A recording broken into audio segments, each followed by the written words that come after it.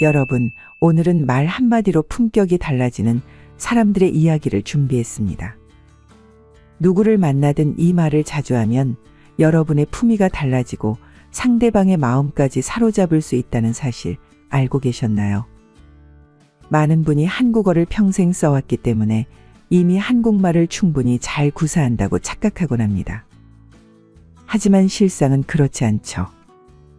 어린 시절에는 학교에서 체계적으로 어휘를 배우지만 성인이 되면 대부분 익숙한 표현만 반복하게 되고 자신의 언어 습관을 돌아볼 기회가 줄어듭니다.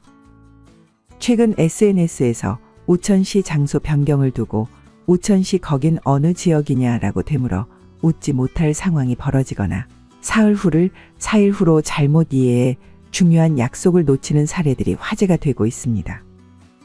이런 일들은 우리의 어휘력이 얼마나 중요한지 보여주는 단적인 예입니다. 우리가 때로는 사소하게 여기는 어휘 선택은 사실 모든 소통의 기본이자 개인의 교양 수준을 드러내는 중요한 지표입니다. 매일 사용하는 단어는 우리의 표현력과 직결되어 단 한마디로 지적 수준이 드러나기도 합니다. 그래서 오늘은 일상 대화 속에서 흔히 발견되는 실수 사례 2가지와 올바른 표현법에 대해 함께 알아보겠습니다. 주제가 마음에 드신다면 구독과 좋아요를 눌러주세요. 클릭 한 번으로 다음 영상을 더 빠르게 시청할 수 있습니다. 첫 번째, 부적절한 호칭, 친분과 배려의 차이. 호칭 하나만 바꿔도 인간관계가 달라진다면 믿으시겠습니까? 64세 이 씨의 이야기를 통해 알아보시죠. 이 씨는 평생 가르치는 일을 했던 전직 교사로 은퇴 후에도 사람들과의 소통을 중요시하는 분이었습니다. 제가 젊었을 때는 아무 생각 없이 편의점이나 카페에서 젊은 여성 직원들에게 아가씨라고 불렀어요. 그게 예의 바른 호칭이라고 생각했죠. 대학생처럼 보이는 남자 직원에게는 총각, 나이 든 남성에게는 아저씨라고 불렀고요. 그런데 어느 날 대학생인 제 딸이 깊은 한숨을 쉬더군요. 아빠, 제가 아르바이트 할 때 중년 남성들이 저를 아가씨라고 부를 때마다 너무 불편했어요. 다른 사람이 나를 그렇게 부르면 기분이 나쁘다고요. 그 말을 듣는 순간 제가 얼마나 많은 젊은이들에게 이 같은 불편함을 줬을지 생각하니 부끄러웠습니다. 이 씨는 그 대화 이후로 호칭에 특별히 신경 쓰기 시작했다고 합니다. 이제는 편의점에서 저기요라고 부르거나 사장님이라고 정중하게 말합니다. 처음에는 어색했지만 이제는 자연스러워졌어요. 놀라운 건 이렇게 호칭을 바꾸면서 제가 느낀 변화였습니다. 이 씨에 따르면 호칭을 바꾸자 직원들의 반응도 달라졌다고 합니다. 예전에는 아가씨, 이거 좀 줘요라고 말하면 무표정하게 응대하던 직원들이 사장님, 이거 주세요 라고 말하면 훨씬 밝은 표정으로 응대하더군요. 심지어 제가 자주 가는 카페에서는 호칭 하나 바꿨을 뿐인데 직원들이 저를 기억하고 반갑게 맞아주기 시작했습니다. 이 씨는 더 나아가 다른 호칭들도 바꾸기 시작했습니다. 모임에서도 야, 너네 마누라는 같은 말 대신 자네 사모님은 요즘 어떠신가 하고 물으니 분위기가 한결 품격 있어졌습니다. 우리 모임의 술자리 대화도 점점 더 깊이 있고 서로를 존중하는 방향으로 바뀌었어요. 반면 같은 모임에 참석하는 61세 최 씨의 이야기는 달랐습니다. 오랫동안 중소기업을 운영해온 최 씨는 타인을 대하는 방식이 여전히 과거에 머물러 있었죠. 최 씨는 카페에 가면 아가씨, 아메리카노 하나? 하고 주문합니다. 식당에서도 저기 총각, 물 좀 가져와. 하고 부르죠. 자신의 호칭 선택에 대해 딱히 문제의식이 없어 보였습니다. 오히려 요즘 젊은 것들은 눈치도 없고 예의도 없네. 라고 투덜거리곤 했어요. 흥미로운 점은 최 씨가 자주 가는 카페와 식당의 직원들이 그를 어떻게 대하는지였습니다. 제가 최 씨와 함께 최 씨가 자주 가는 카페에 간 적이 있어요. 그때 한 직원이 다른 직원에게 아, 저 손님 또 왔어. 하고 작게 말하는 걸 들었습니다. 알고 보니 최 씨를 가리키는 말이더군요. 직원들은 최 씨가 올 때마다 서로 응대하기를 꺼렸고 그의 주문을 받으면서 표정이 굳어 있었습니다. 동네 단골 식당에서도 비슷한 상황이 벌어졌죠. 최 씨가 식당에 들어서면 직원들의 표정이 순간적으로 굳어지는 것을 볼 수 있었어요. 30대쯤 돼 보이는 매니저는 최 씨를 까탈스러운 손님으로 여기고 가능한 한 다른 직원에게 응대를 맡기려고 했습니다. 나중에 그 매니저와 이야기해보니 저를 아가씨라고 부르시는데 저는 이미 결혼해서 아이도 있어요. 게다가 이곳에서 매니저로 일하고 있는데 마치 어린애 대하듯 말씀하시니 존중받는 느낌이 안 들어요. 라고 하더군요. 이처럼 호칭 하나가 분위기를 완전히 달라지게 만들 수 있습니다. 즉, 호칭은 단순한 부름말이 아니라 상대방을 어떻게 인식하고 있는지 보여주는 표현입니다.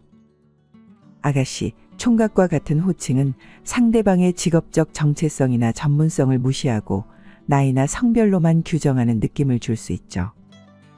같은 가게를 방문하고 같은 음식을 주문하더라도 상대방을 부르는 호칭에 따라 받는 대우가 달라집니다.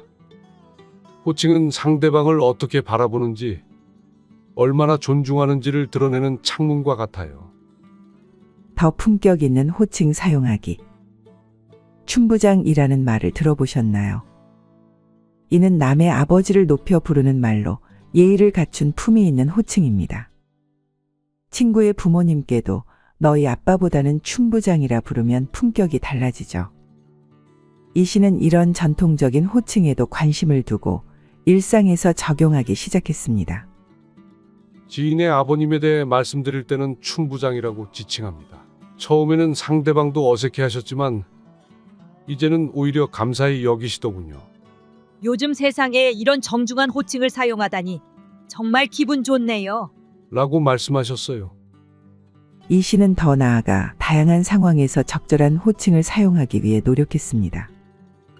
친구의 아내를 부를 때는 사모님이라고 하고 친구의 자녀에게는 자제분이라고 부릅니다. 모르는 사람에게 길을 물을 때도 선생님, 잠시 여쭤봐도 될까요? 라고 정중하게 물어봅니다. 처음에는 어색했지만 이제는 자연스러워졌어요. 호칭의 변화는 이 씨의 인간관계에도 긍정적인 영향을 미쳤습니다. 예전에는 동창회에 가면 야, 김씨, 이씨 왔나? 하고 불렀는데 이제는 김 선생, 이 선생 또는 직업이나 지위에 맞게 김 교수, 이 대표라고 부릅니다. 처음에는 친구들이 갑자기 왜 이렇게 격식을 차리냐? 라고 놀렸지만 시간이 지나면서 오히려 모임의 분위기가 더 품격 있게 변했어요. 호칭이 바뀌니 이 씨는 자신에게 가져온 변화도 느꼈습니다. 호칭을 바꾸니 저도 덩달아 말투가 정중해지고 대화의 내용도 품격이 높아졌어요. 상대방도 더 진지하게 자신의 이야기를 들려주더군요. 반면 최 씨는 여전히 옛 방식을 고수했습니다. 최 씨는 동창회에서도 야, 너네 마누라는? 너네 아들은 취직했냐? 같은 표현을 자주 사용했어요. 친해서 그랬겠지만 무시하는 듯한 공격적인 말투에 점점 더 많은 친구가 그와의 깊은 대화를 피하는 것 같았습니다. 특히 여성 동창들은 최 씨가 오면 자리를 옮기는 경우도 있었어요. 이 씨는 우리 전통 문화에서 호칭의 중요성을 다시 한번 강조했습니다. 우리 선조들은 호칭에 매우 신경 썼습니다. 어르신, 선생님, 영감님 등 다양한 호칭을 통해 상대방에 대한 존중을 표현했죠. 이런 전통이 점점 사라지는 것 같아 아쉽습니다. 하지만 적절한 호칭을 사용하면 대화의 품격이 높아지고 인간관계도 더 깊어진다는 것을 제 경험을 통해 확신하게 되었습니다. 이제 이 씨는 동네 모임에서 호칭의 중요성에 대해 종종 이야기한다고 합니다. 처음에는 그냥 편하게 부르면 되지 왜 그렇게 까다롭게 구는 거냐라는 반응이 많았죠. 하지만 시간이 지나면서 점점 더 많은 분이 호칭에 신경 쓰기 시작했고 모임의 분위기도 훨씬 품격 있게 변했습니다. 이제는 저희 모임이 주변에서 품격 있는 모임으로 소문이 났어요. 이처럼 적절한 호칭의 선택은 대화의 품격을 높이는 첫걸음입니다. 상대방을 어떻게 부르는지가 그 사람을 어떻게 인식하고 있는지를 보여주며 결국 그것이 인간관계의 질을 결정하게 됩니다. 작은 변화지만 그 영향력은 절대 모자라지 않죠. 호칭 하나를 바꾸는 작은 노력으로 인간관계의 품격을 높이고 더 깊은 소통의 기회를 얻을 수 있다면 그것은 분명 가치 있는 변화일 것입니다. 두 번째, 과잉 친절이 부른 문법적 오류. 사물 존칭. 여러분, 카페에서 주문한 음료를 받을 때 직원이 주문하신 커피 나오셨습니다. 라고 말하는 것을 들어본 적 있으신가요? 혹은 식당에서 설렁탕이 매우 뜨거우시니 조심하세요 라는 안내를 받아보셨나요? 언뜻 공손해 보이는 이런 표현들이 실은 문법적으로 옳지 않다는 사실을 알고 계시나요? 제가 아는 40대 후반의 강 씨는 언어학을 전공한 분으로 이런 표현을 들을 때마다 당혹스러움을 느낀다고 합니다. 처음 이런 표현을 들었을 때는 일시적인 실수라고 생각했어요. 하지만 점점 더 많은 곳에서 이런 말을 듣게 되었죠. 백화점, 식당, 카페, 심지어 안내 방송에서도요. 시는 높임의 선어말 어미로 주체가 화자에게 사회적 상위자일 때 사용합니다. 할아버지께서 오셨다. 선생님이 말씀하셨다처럼요. 하지만 커피나 설렁탕 같은 사물은 높일 대상이 아닙니다. 강 씨의 말대로 이러한 표현은 우리 일상에 너무 깊숙이 들어와 있어 대부분의 사람이 문제라고 인식하지 못합니다. 하지만 이런 작은 오류들이 모여 우리 언어의 품격을 떨어뜨릴 수 있죠. 품위 있는 대화란 단순히 높임말을 많이 사용하는 것이 아니라 상황에 맞게 정확한 표현을 사용하는 것에서 시작합니다. 강 씨는 정확하게 말하는 것의 중요성을 강조했죠. 말 하나하나가 그 사람의 교양과 지식 수준을 드러냅니다. 과잉 존대는 오히려 어색함을 줄 수 있어요. 강 씨는 실제 있었던 재미있는 사례를 들려주었습니다. 한 외국인 학생이 한국어를 배우면서 겪은 일화가 있어요. 그 학생이 식당에서 손님 불고기가 나오셨습니다라는 말을 들었대요. 그랬더니 정말로 불고기가 걸어나 올 줄 알고 기다렸다는 거예요. 시가 사람에게만 사용되는 높임 표현이라고 배웠기 때문이죠. 이처럼 부정확한 표현은 의사소통에도 혼란을 가져올 수 있습니다. 여러분, 우리가 일상에서 무심코 사용하는 말 중에 많은 분들이 실수하는 표현들이 있습니다. 특히 공식적인 자리나 행사에서 사회를 볼 때 또는 정중한 메시지를 전달할 때 흔히 실수하는 표현을 살펴보겠습니다. 첫째, 참석 있으시기 바랍니다. 초대장이나 안내문에서 종종 볼 수 있는 참석 있으시기 바랍니다라는 표현은 실은 우리말 어법에 맞지 않습니다. 왜 그럴까요?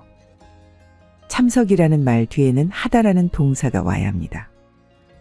참석은 있다나 없다와 직접 연결해서 쓸 수 없는 단어이죠. 따라서 참석 있으시기 바랍니다는 참석하시기 바랍니다로 바로잡아야 합니다. 서울에 사시는 73세 박 여사님은 이런 말씀을 하셨습니다. 요즘 아파트 게시판에 붙은 공지문을 보면 주민총회에 참석 있으시기 바랍니다라고 쓰여 있더라고요.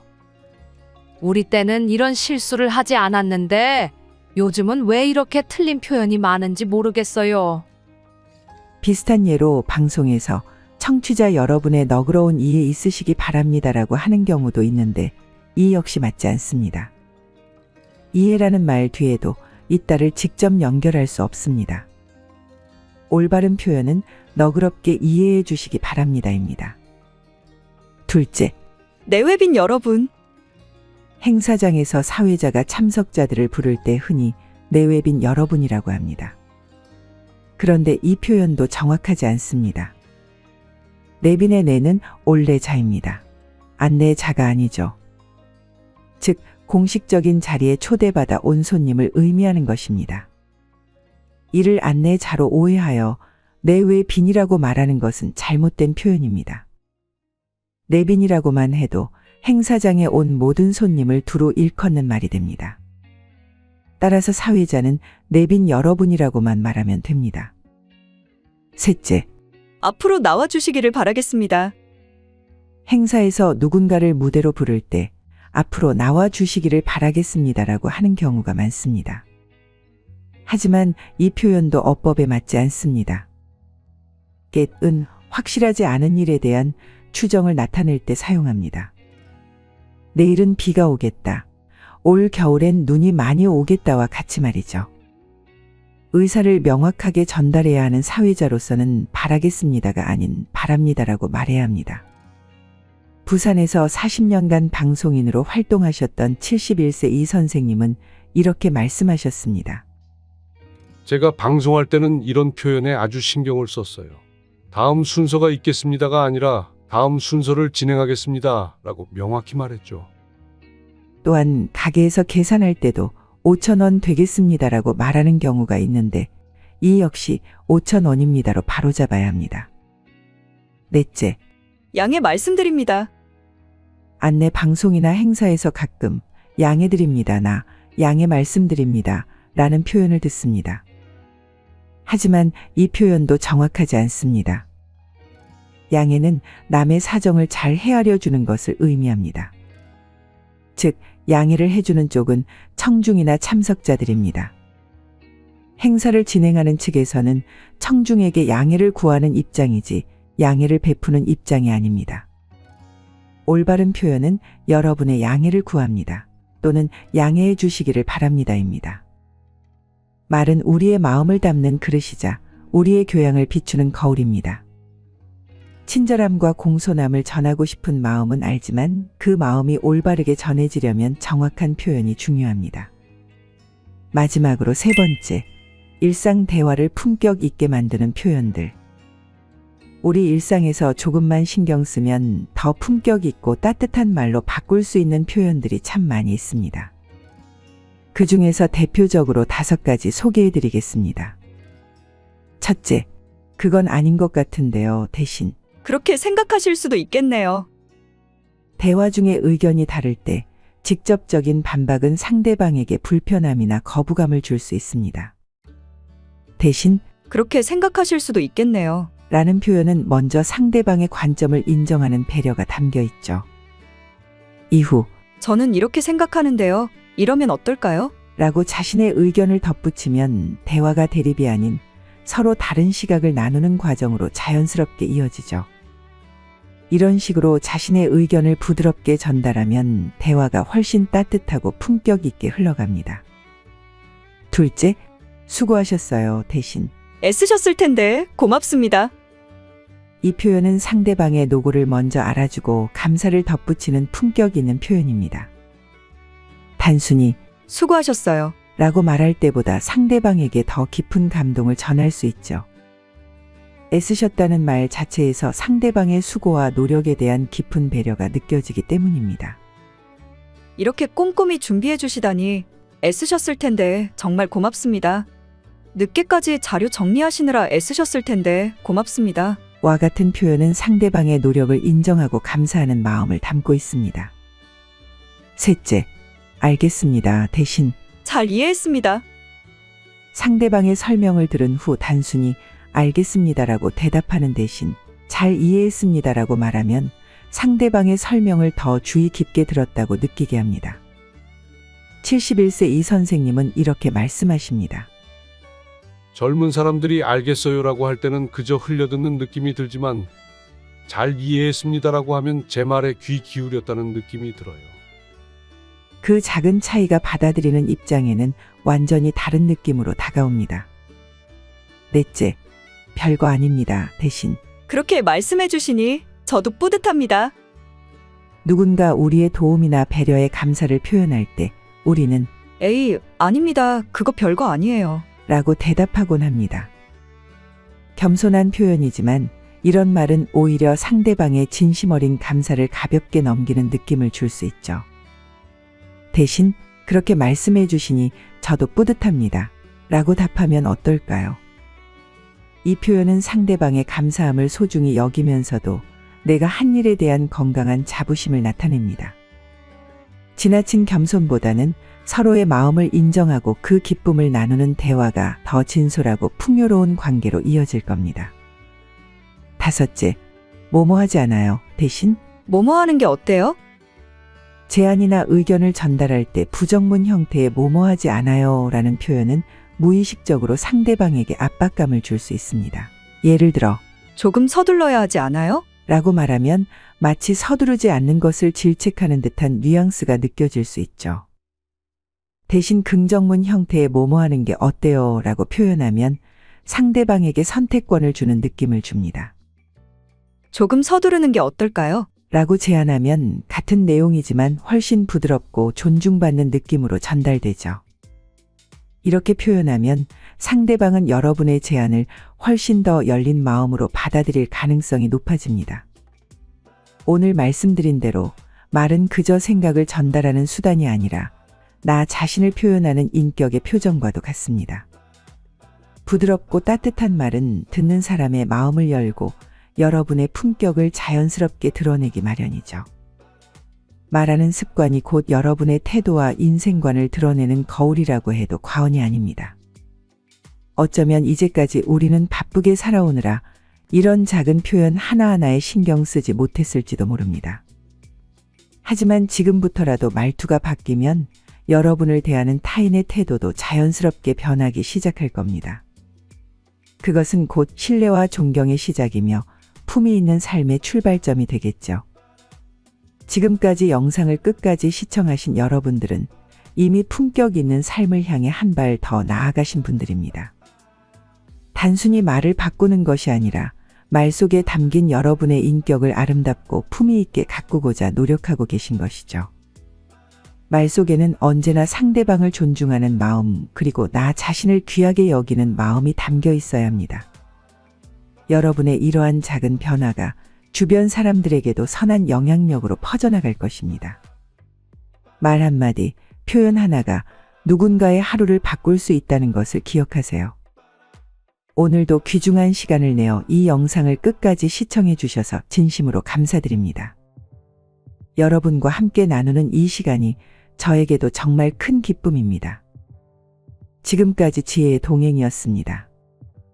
오늘 영상이 마음에 드신다면 구독과 좋아요를 꼭 눌러주시고 다음에도 여러분의 인생에 도움이 되는 따뜻하고 유익한 영상으로 찾아뵙겠습니다. 감사합니다.